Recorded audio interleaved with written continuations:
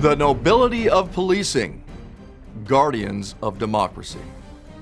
The wicked flee, but no man pursueth, but the righteous are bold as a lion. This video is dedicated to the honorable men and women who serve and protect our communities each and every day. To those who have sacrificed their lives for us in the line of duty, words cannot express our boundless gratitude to those who honor the nobility of policing.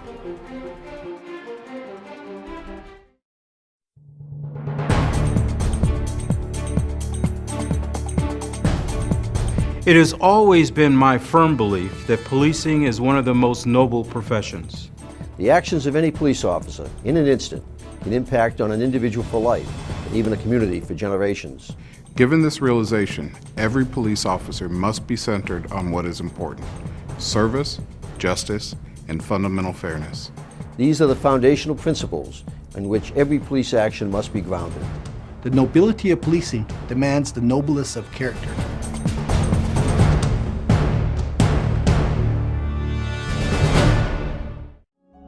This video message was produced to honor and serve you.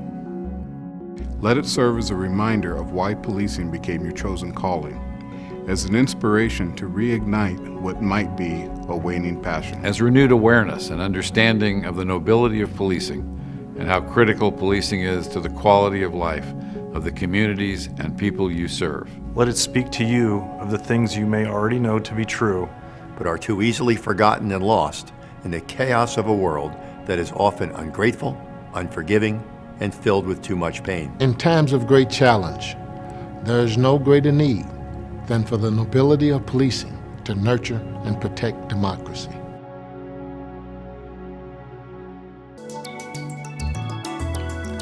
The strength of democracy. The strength of a democracy and the quality of life enjoyed by its citizens are determined in large measure by the ability of the police to discharge their duties. If we think what we do on the front lines doesn't affect the quality of life of all those in the community, we need to wake up and understand the impact of what we do every day. Herman Goldstein. The Nobility of Policing, an Ancient Calling. What is nobility? Nobility is greatness of character and high ethical qualities or ideals that serve a cause greater than self. Faithfulness to a higher calling or purpose. Thousands of years before the policing profession was established, it had a name. and Plato's vision of a perfect society, a republic that honors the core of democracy, the greatest amount of power was given to those he called the guardians. Only those with the most impeccable character would be chosen to bear the responsibility of protecting the democracy. These guardians would love the community more than anything else and never act in any way to harm it. They would be entrusted to preserve its ideals, the sanctity of the human dignity, and life itself. In the words of Plato, it does not matter if the cobblers and the masons fail to do their jobs well. But if the guardians fail, the democracy will crumble. As guardians of the longest running democracy in the history of the world, you cannot fail. You dare not fail to honor the call. The risk is far too great and the margins for error far too slim.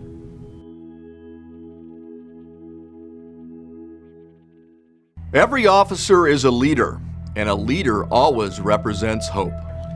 To every man there comes in his lifetime that special moment when he is figuratively tapped on the shoulder and offered a choice to do a very special thing, unique to him and fitted to his talents. What a tragedy if that moment finds him unprepared or unqualified for the work which will be his finest hour. Police officers are both blessed and cursed to see more of life in a year than most people will see in a lifetime.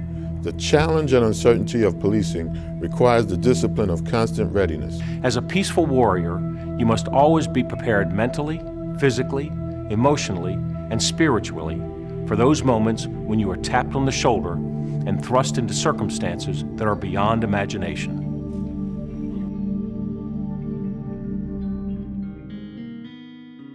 Christina Rapati. Christina Rapati, a 10-year veteran of the LAPD, was one of those officers who was always taking classes, reading, studying, and learning. She worked out hard, training not only her body, but also her mind and spirit. People who didn't know her would approach her in the gym and ask, "What are you training for, Christina? Why do you push yourself so hard?" Christina's answer was always the same: "I'm training for life." At 10:30 p.m. on June 3, 2006, a man ran in front of her patrol car and refused to stop on her command. Not knowing that she was pursuing an armed subject who had just committed a robbery, Officer Rupati was shot twice by the suspect. She survived the critical injuries, but was paralyzed from the chest down as a result. At the time, Christina was married to an LAPD officer and had a 15-month-old daughter, Jordan. Upon realizing her condition, Christina vowed to remain a great mother and wife and to walk again. Earlier that day, Christina had participated in the 5K Los Angeles Police Memorial Run. 1 year later, she joined her fellow officers by completing the run in her wheelchair, all but the last 40 yards. Nearing the finish line, she stopped. She donned her leg, chest, and back braces and stood carefully with a walker. She began to walk and walk and walk to the finish line, to the thunderous applause of her fellow officers. Being paralyzed has not stopped Officer Rupati from living a great life. On February 14, 2008, she gave birth to her son, Lucas Braden Pierce. Christina spent every day preparing for life, in body, mind, heart, and spirit. Life has challenged her, but she continues to live, contribute, challenge, and inspire. Within the LAPD, Christina is heralded as a hero, but not for being shot. Many LAPD officers are shot in the line of duty. She is a hero for how she has conducted her life before the incident and after. When Christina was tested by the uncertainty of life and the risk of policing became a reality, she was prepared and ready. Are you ready?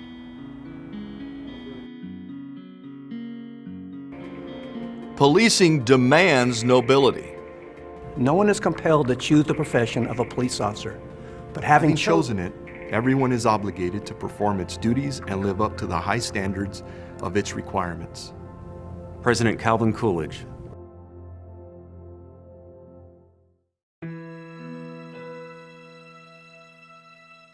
To whom much is given, much is required. From the moment the shield is entrusted to you, you commit to serving the greater good in the spirit of service, justice, and fundamental fairness. You perform countless acts throughout your career. Some may have profound impact, while others are simply acts of kindness and compassion. The focus of those actions, great or small, must remain centered on serving a noble cause. This deeper meaning and purpose for why policing exists is the strength that will steel you from the ever-present forces of doubt. It is the fuel that will ignite a passion to make a difference within yourself, to the countless lives you touch, and to the communities you protect on the front lines of democracy. After losing 2 police officers in the line of duty, a police chief once remarked, "What our officers did yesterday was not their most heroic act. The day they embraced this profession, when they committed to a cause and willingly accepted a life of risk and uncertainty to serve a cause, was their most heroic act. Every day after that was simply in the line of duty." Noble attitude, the battle of the bulge. It's December 1944, the Battle of the Bulge in the Ardennes Forest. The German SS troops have broken through the American lines. The American troops are in retreat, fleeing through the forest in disarray. The 82nd Airborne is dispatched to the forest with 3 missions: stop the retreat of the American troops, organize them to hold the line, and stop the advance of the German troops. The 82nd Airborne hikes 2 days to get to the forest. Now picture this. An American tank, 30 tons of death, fleeing down one of the little roads leading through the forest. One lonely paratrooper stands beside the road, a young man with hollow, sunken eyes, a 3-day growth of beard, an M1 Garand in one hand, and a bazooka slung over his back. He raises his hand to stop the fleeing tank. After it grinds to a halt, the weary paratrooper looks up at the tank commander and asks, "Hey buddy, are you looking for a safe place?" "Yeah," the tank commander replies.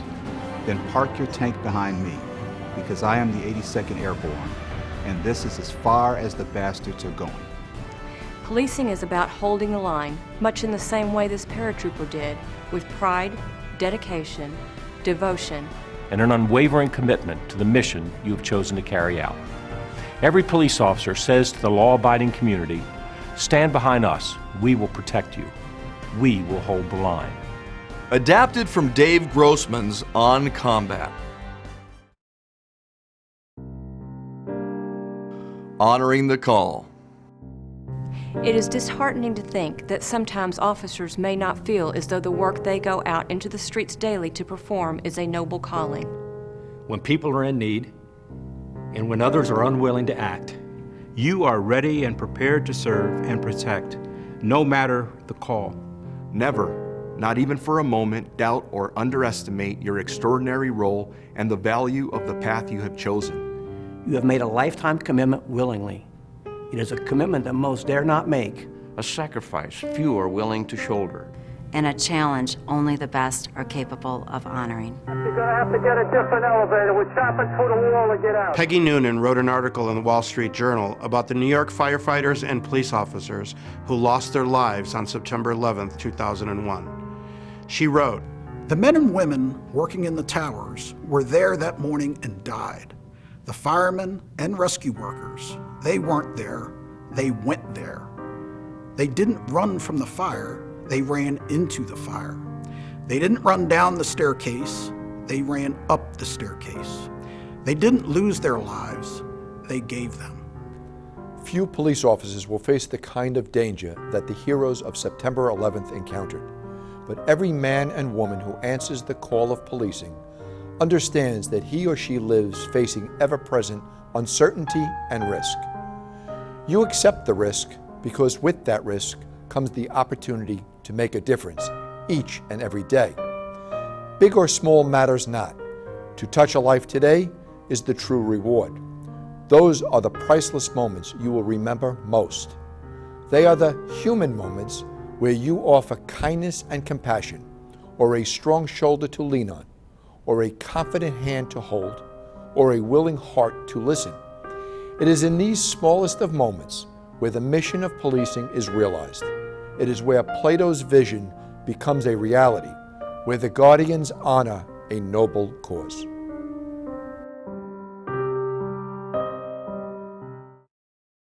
Walking the point. Lieutenant John Morrison of the San Diego Police Department wrote this letter to his officers who were in deep mourning after officers Harry Tiffany and Ron Ebeltoft were killed in the line of duty. His words speak to us all and are a powerful reminder of the ever-present risk and the unquestioned honor of our nation's finest. All of us have heard by now the many versions of what happened on Crandall Street on Saturday afternoon and how we came to lose officers Harry Tiffany and Ron Ebeltoft. Some of us even know the truth, and a few of us, apart from the table pounders and chronic fault seekers, know that there are some things you just can't do without suffering, very literally and profoundly, casualties, and our job is one of them. You can't race cars without crashes. You can't dig mines without cave-ins. And you can sure as hell can't send cops out into the streets of a violent society without violent deaths. Tiffany and Ebeltoft knew that, and they did it anyways, as we all do. Those who knew them well say they did it because they loved it, and any of us who can't say that should envy them for it. At least they died doing what they love to do, and that is something we can never explain to outside our profession. You can't be a cop because you didn't get some other job. You can only be a cop because you want it. There's an answer for why they died, something I learned half a world away many years ago as a young soldier, preparing to face an enemy in combat for the first time. It was then that my sergeant explained that there are only 3 rules in war. Rule 1, young men die. Rule 2, you can't change Rule 1. Rule 3, somebody's got to walk the point.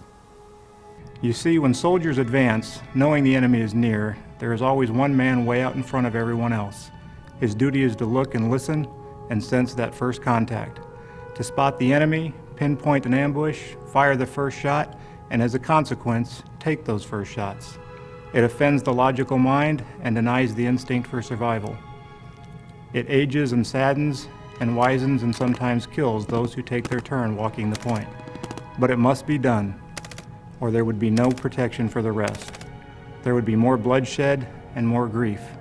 The point man is there to save lives, even if he gives his own in the process. Well, society isn't a company of soldiers, but it sure has somebody walking the point. Every time you go out the station house door, every time you answer a radio call, every time you check something suspicious, you can't change Rule 1. If I could say something to the people of this city, it would be this. I know some of you will remember our two brothers, but that's not good enough. I want you to honor them for what they did for you. They certainly didn't have to do it. I'm not just talking about what they did on Saturday, June 6th. That was routine call for service that went horribly bad. I mean what they did for you day after day in darkness and light, rain or shine, without ever expecting a thank you. Tiffany and Ebeltoft volunteered to walk the point. Honor them, remember them, and in the quiet peace of your home, get down on your knees and thank God that they volunteered to take your turn walking the point.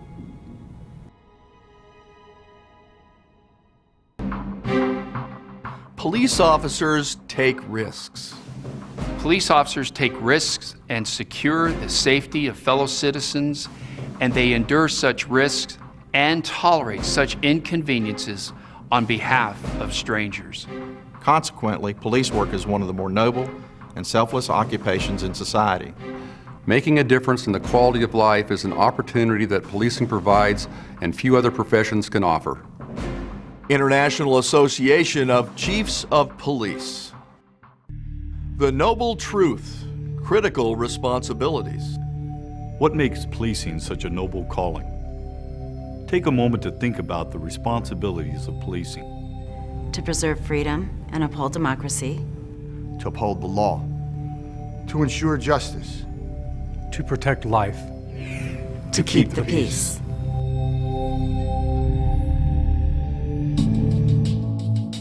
Powerful reality.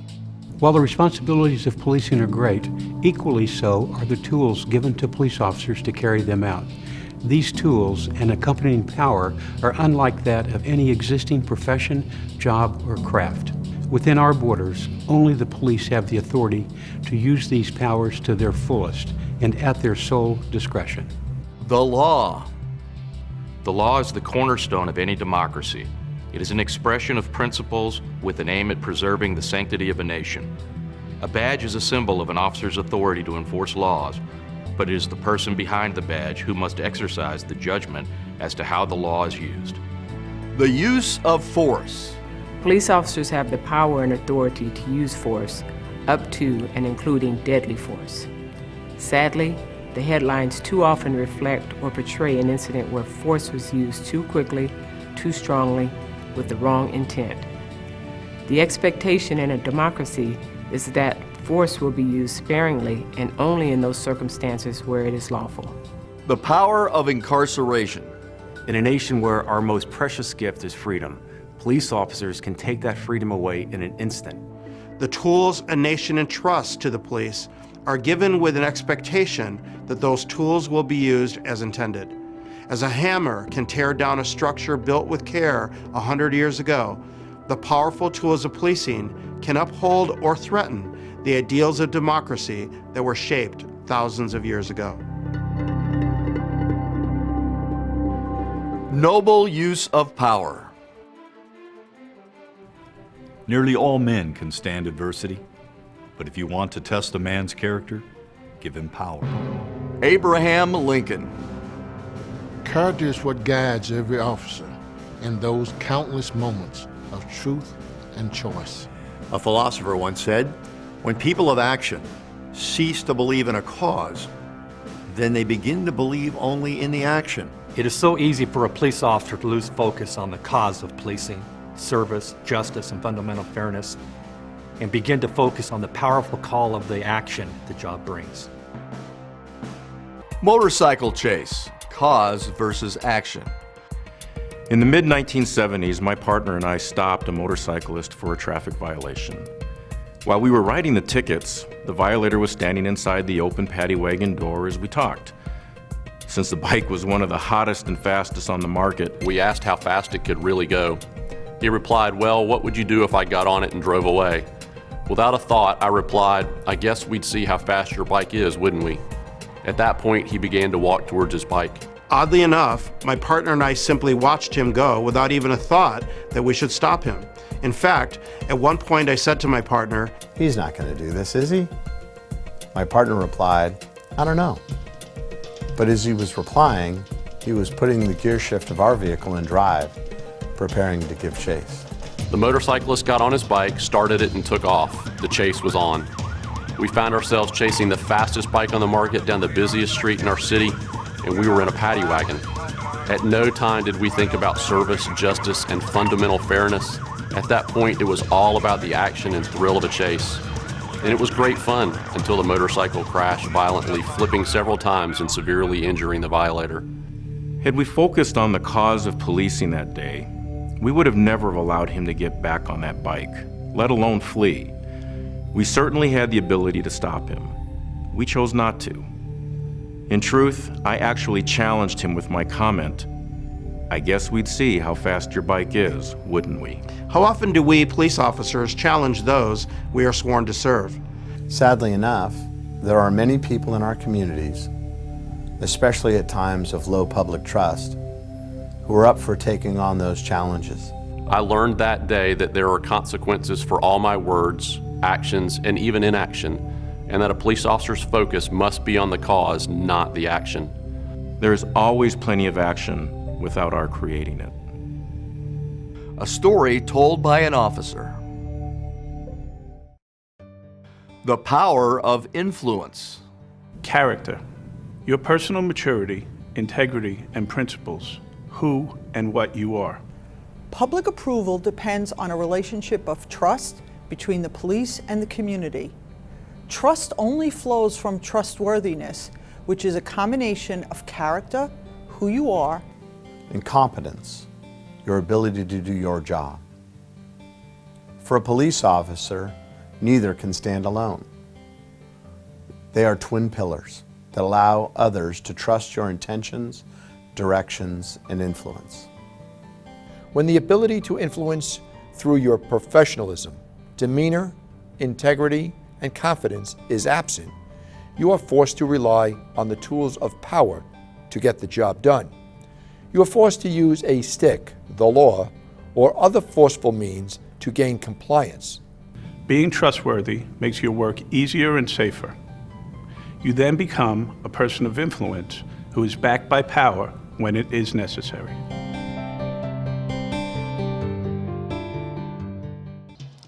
Power example. People have always been more impressed with the power of our example than the example of our power. President Bill Clinton. Convincingly good people. Our profession must hire convincingly good people. The communities we serve deserve no less. Sheriff Lee Baca, Los Angeles County, California. The importance of character. An FBI agent turned spy. A police officer goes to prison for corruption. A citizen loses a loved one due to a delayed response. Parents cannot let their child play outside after dark because of an unsafe neighborhood. Those who are here unfaithfully do incredible damage. A giant redwood is among the most majestic and beautiful trees on earth. But how do they grow to such impressive heights? How have they earned such admiration and respect by anyone who looks upon them? These giants stand upon a firm foundation, strong, interconnected roots. While we admire the majesty of what is above the ground, it is the unseen roots that provide the strength to withstand the forces of time and nature. A police officer's foundation is his or her character. What is beneath the surface that provides the armor that protects the soul, that ensures justice and preserves a nation. The good character of the men and women who take the oath are the roots upon which great policing is built. Demonstrating character, especially in times of great challenge, reflects the honor and nobility of the profession. The character of every officer has the ability to damage and degrade or nourish and strengthen this vital foundation. Every action we take, every interaction with a citizen, every moment we're visible is a commercial for our profession. Terry Hilliard, former superintendent of the Chicago Police Department. It's 3 a.m. I'm on patrol, alone in my police car. My only company is the endless chatter on the radio. The streets are quiet, and the houses I pass are dark. It is in moments like this that I realize what policing is truly about. The community sleeps in the quiet and comfort and safety of their homes because I am out here. I am awake, vigilant, ready, and prepared to protect and serve. The city sleeps and re-energizes itself for a new day while I work to keep it safe. As the dawn approaches, the houses begin to light up. And the city awakes and prepares for a new day. While the city works, I will sleep. Renew and prepare to guard it once again. Core principles of policing: service, justice, and fundamental fairness. When you honor these principles and stay true to the promise you made, the oath, you can predict with some certainty the results.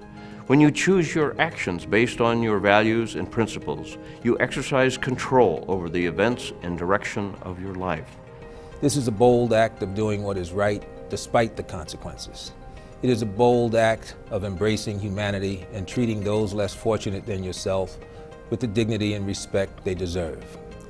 It is the bold act of living your life with a balance that honors not just your work, but your relationships and all of your commitments. While everyone and everything around you is in turmoil, the constants are your principles. Honor them, and they will guide you to the right place.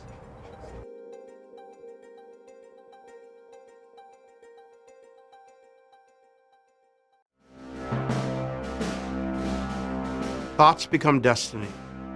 Thoughts become words. Words become actions. Actions become habits. Habits become character. Character becomes destiny.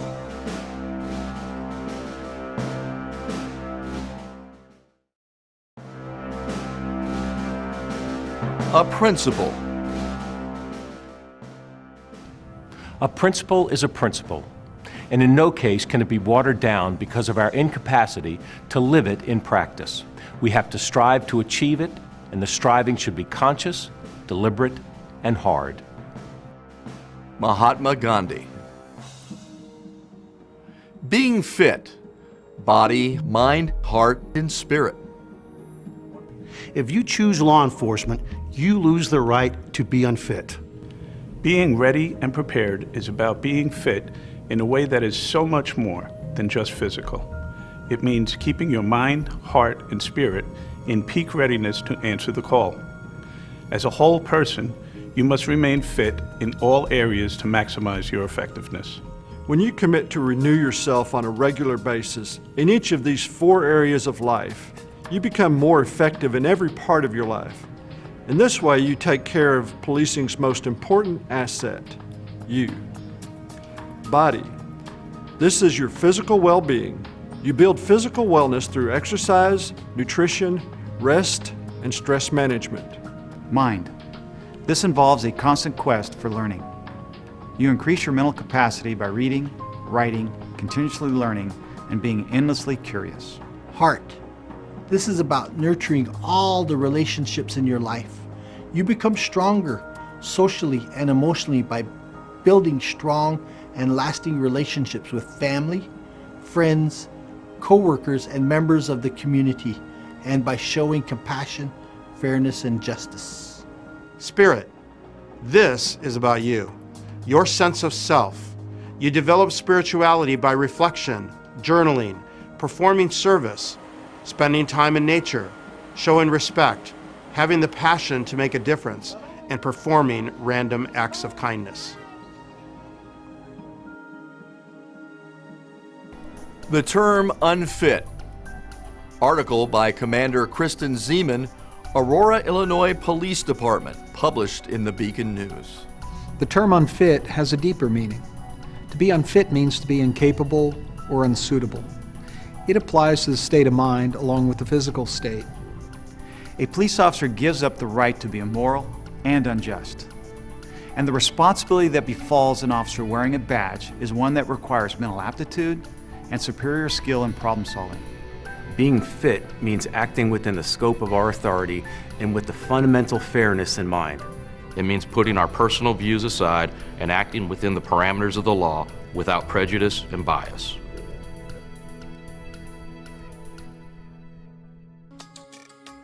A reminder. Why is policing an honorable and noble profession? Because you are the frontline protectors of democracy. You promote freedom and justice every day, and you preserve the integrity of the law you have sworn to protect. 365 days a year, 24/7, rain or shine, the police are there.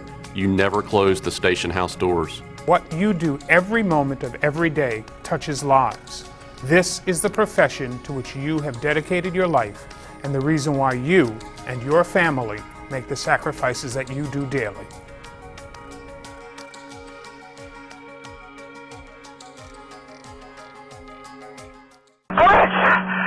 I think it collapsed when that partial building just collapsed.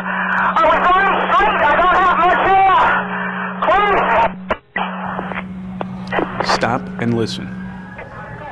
When you begin to doubt the nobility of your mission or the sanctity of your profession because your heart is heavy, or you feel anger, disillusionment, disenfranchisement, betrayed, or confused, stop and listen to the voices that rise up from a field in Pennsylvania, from a wall at the Pentagon, and from a spot on Earth the world has come to know as Ground Zero. On the way over to you. You're to remain calm. 10-4.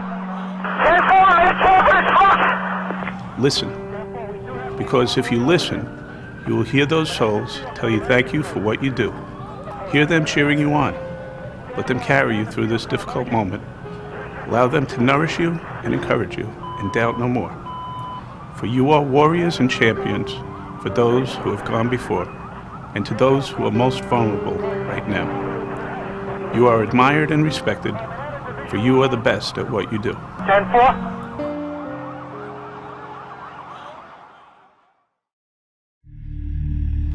The nature of failure. A sea turtle lays hundreds of eggs and buries them deep in the sand. In reality, very few eggs will survive.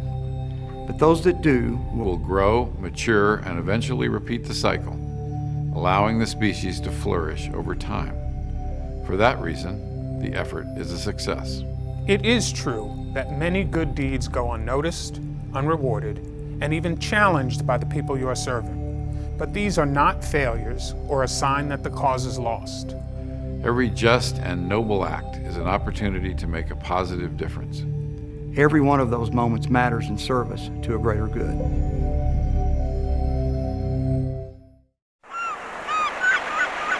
Your actions always matter to someone. Once upon a time, there was a wise man who would go to the ocean to do his writing. He had a habit of walking on the beach before he began his work. One day, as he was walking along the shore, he looked down the beach and he saw a human figure moving like a dancer. As he got closer, he noticed that the figure was that of a young man and that he was not dancing at all. The young man was reaching down, picking up small objects and throwing them into the ocean. He came closer still and called out, "Good morning. May I ask what it is that you are doing?" The young man replied, "Throwing starfish into the ocean." "I must ask then, why are you throwing starfish into the ocean?" said the somewhat startled wise man. To this, the young man replied, "The sun is up and the tide is going out. If I don't throw them in, they'll die." Upon hearing this, the wise man commented, "But young man, do you not realize that there are miles and miles of beach and that there are starfish along every mile? You can't possibly make a difference." At this, the young man bent down, picked up yet another starfish, and threw it into the ocean. As it met the water, he said, "It made a difference for that one." Adapted from The Star Thrower by Lauren Isley. Remaining faithful. Being strong in the hard moments. Ultimately, the nobility of policing is a choice to be made by every police officer. Each day, you must decide what kind of police officer you will be. The endless moments of truth and choice that you face will make all the difference in determining who and what you are. It is a personal choice to adhere to your principles through the job stress and unforgiving media, conflict with the community, and challenges and changes to the profession that are beyond your control. To be strong in the hard moments is the most difficult of all challenges, and it is why you have been chosen. Throughout constant change, remember the ever-present need.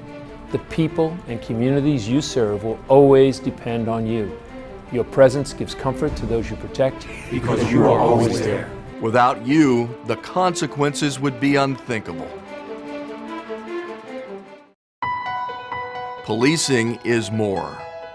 Caring more than others think is wise. Risking more than others think is safe. Believing more than others think is practical. Expecting more than others think is possible.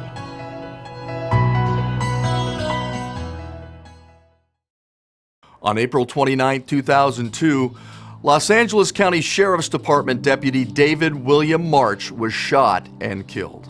David William March was shot and killed in an ambush by a suspect who set out to kill a cop.